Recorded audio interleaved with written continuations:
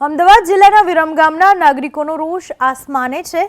નગરપાલિકાના રોડ રસ્તામાં થયેલા ભ્રષ્ટાચારના આરોપ સાથે આજે કેટલાક લોકોએ નગરપાલિકાએ પહોંચીને આવેદનપત્ર આપ્યું।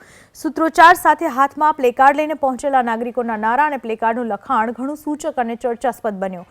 નેતાજીના સસરાના ભ્રષ્ટાચારના નામે તેમજ નેતાજીના સસરાના ભ્રષ્ટ કોન્ટ્રાક્ટો બંધ કરવાના લખાણે રાજકીય ચર્ચા જગાવી છે।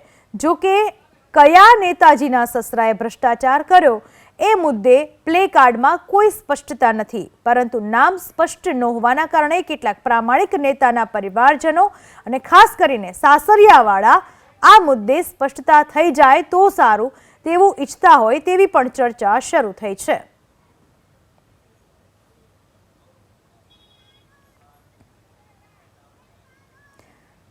વડોદરાની ગોત્રી હોસ્પિટલમાં ગંદકીના થર। હોસ્પિટલની કેન્ટીન પાસે જ ફેલાયેલી છે ગંદકી।